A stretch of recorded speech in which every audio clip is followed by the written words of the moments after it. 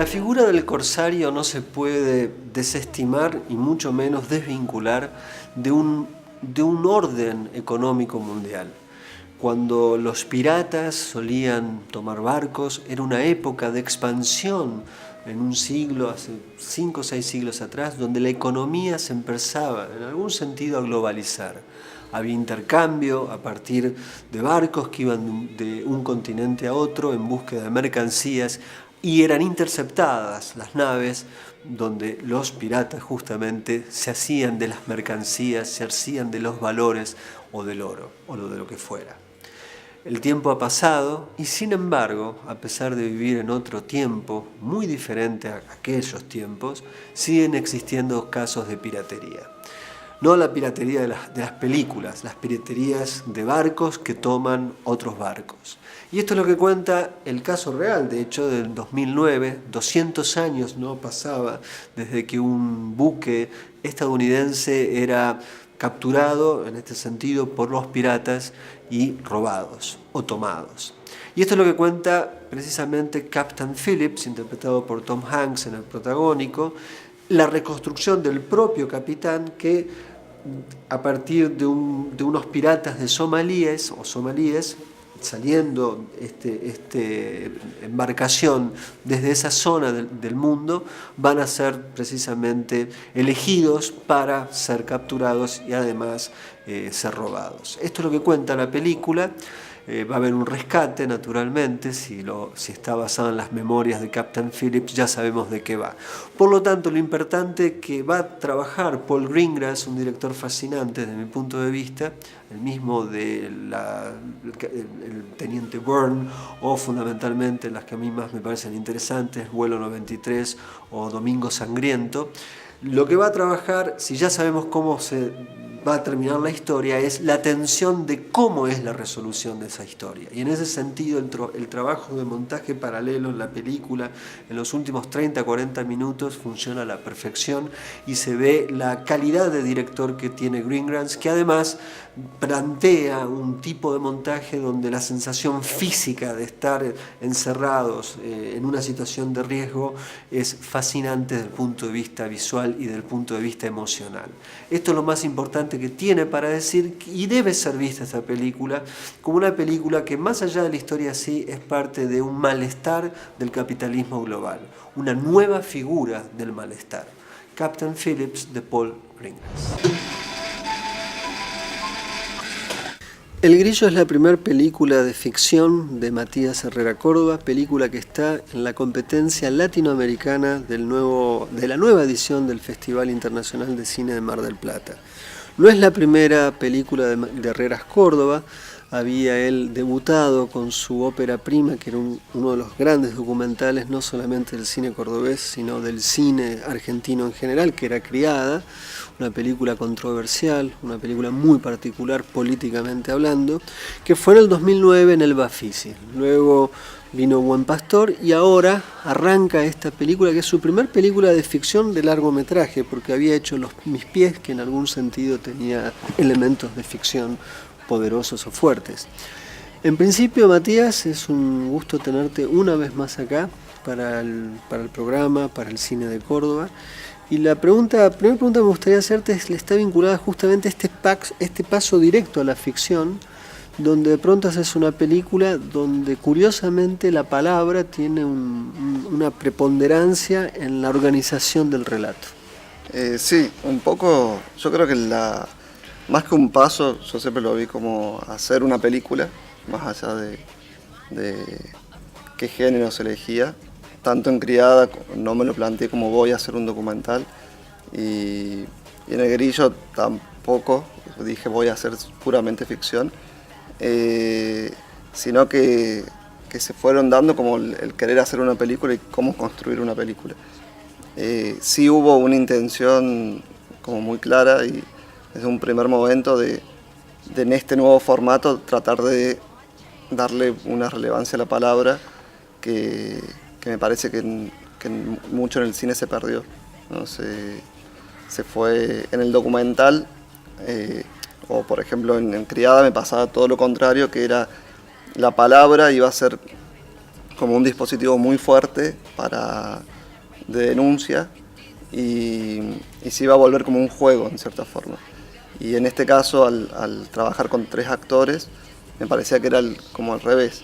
Necesitaba de darle fuerza a esa palabra para que puedan decir, para que puedan expresarse y no tratar de ser naturalista o realista con la época ni consecuente con el cine que ya se viene haciendo, ¿no? El Grillo fundamentalmente es una película de cámara, ¿no? Donde su relato transcurre en una casa y en el jardín de la casa, ¿no? Hay como una especie muy claro, topológicamente el film va de un lado hacia el otro, y son 3 personajes con relaciones particulares entre sí. En algún caso hay una cuestión amorosa surgiendo entre un hombre y una mujer, y hay alguien que está viviendo una etapa fundamental en su vida. A la vez hay muchos personajes que no están, que son como fantasmas, que en algún sentido, que tienen lugar también en la trama, pero no es preciso, y esto es lo más interesante del film, de qué es lo que se está tratando. Y me parece que esta es la maravilla que tiene la película, que es como si hubiera filmado un estado de ánimo a lo largo de 1 hora y media. Bueno, un poco la intención siempre, trabajando con los 3 actores, fue esa, ¿no? La de a los 3 hay algo que les falta. Y en general en la casa la pérdida de la gata hace que eso casi que sea como una obviedad para ellos, que hay algo que falta, y hasta en cierta forma en un momento se pierde la gata y se la busca, pero tampoco se sale a buscarla. Uh-huh. Y creo que pudimos trabajar con ese sentido de algo perdido, y que habla mucho también ya llevándolo al plano fuera de la película, de nuestra época, de esa sensación de que estamos en un refugio cuando tenemos una casa, pero que el afuera es tan violento que nos quedamos adentro, pero a su vez hay algo que nos está faltando, y creo que había como un propósito claro ahí de tratar de marcar lo que no está y por qué nos aferramos tanto también algunas veces, ¿no? Algo que no está es el propio, mejor dicho, está a partir del título, pero no se entiende entre comillas. La película deja entender quién es el grillo. Pero ¿quién es el grillo? El grillo tiene sus 2 connotaciones, sí, sus 2 sentidos.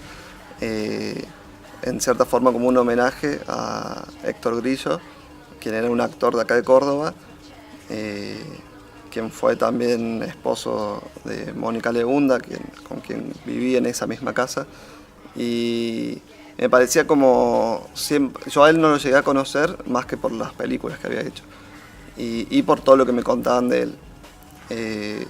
Y ahí me pareció como sumamente importante cuando la gente me contaba de que él amaba el cine, que como su misión era que se pueda hacer cine en Córdoba. Fue como estar haciendo esa película, filmando en 14 días, con un sistema de producción totalmente diferente al industrial. Me parecía que era como un homenaje, y a su vez estaba este otro sentido de que no deja de ser parte de él, que es esto de estar escuchando del bichito que está cantando todo el tiempo y uno nunca sabe dónde está, pero sabe que está, y sabe que quizás te está comiendo la ropa o que no te deja dormir, pero que siempre está, ¿no? Hay algo también que, digamos, la película trabaja, el sonido de la película es muy particular. Me parece que el trabajo de Sappi ayuda mucho a un clima determinado en el film. Me encanta, por ejemplo, en vez de siempre las películas argentinas cuando tratan, otras películas también, cuando es el verano suenan chicharras, acá suenan las abejas, por ejemplo.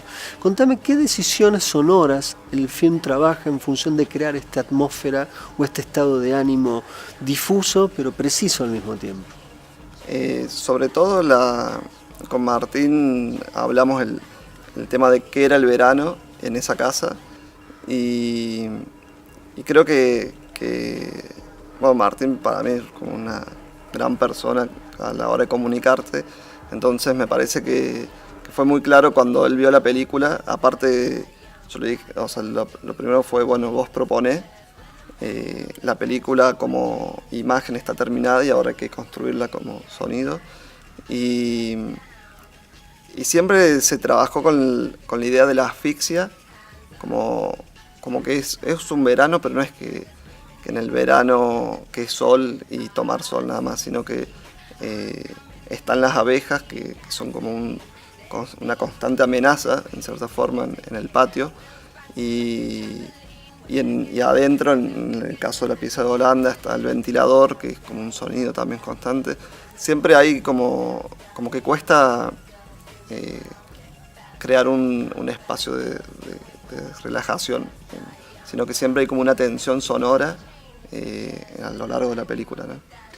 Hay una cosa que también la película en algún sentido tiene que conjurar, tiene que destituir, que es un film que podría fácilmente haber sido filmado como si fuera una obra de teatro frente a una cámara. Y sin embargo vos vas encontrando elementos formales, decisiones formales que llevan a que la película conjure su teatralidad, que es una potencia que el film podría haber adquirido, ¿no? Sí, yo creo que no la podría haber filmado de otra forma, directamente, como siempre trabajar en la cámara la hizo José Benassi, y siempre trabajamos como esta idea de lo cinematográfico en cada escena y en qué parte y cómo plantarnos con esa cámara, ¿no? También el equipo del Grillo es como un equipo muy particular con los que trabajamos, y parte de eso, ¿no? De ya casi mirarte y saber hacia dónde va a ir la escena.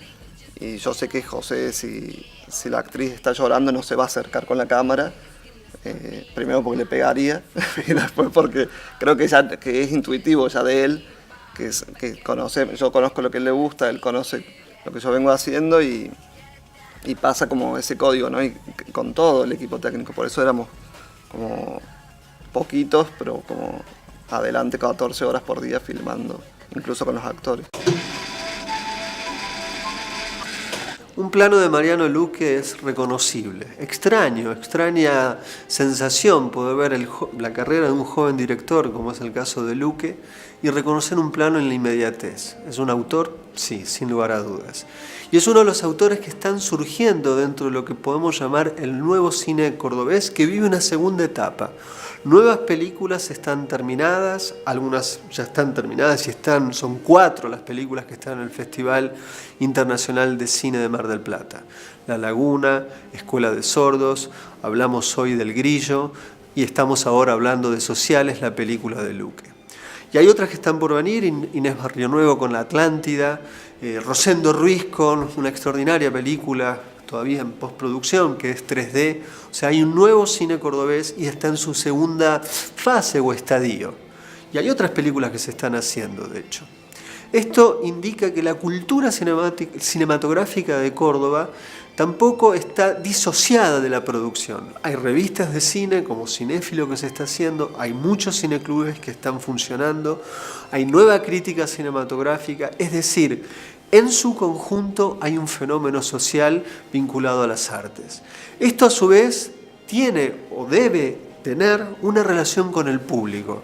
Y este quizás es el punto donde todavía no estamos del todo seguros si existe un público dispuesto a revisar, a ver y a discutir estas películas. En la construcción del público es quizás el punto donde todavía hay que pensar y seguir caminando. Quizás se necesitan más festivales, quizás se necesitan otros órdenes de discusión, pero el fenómeno concreto existe y las películas son en general muy, pero muy buenas, como aquellos que también escriben sobre aquellas películas. Y hay libros y hay discusión. El cine en Córdoba está vivo. Lo vemos la semana que viene aquí en El Cinematógrafo, el cine en la tele.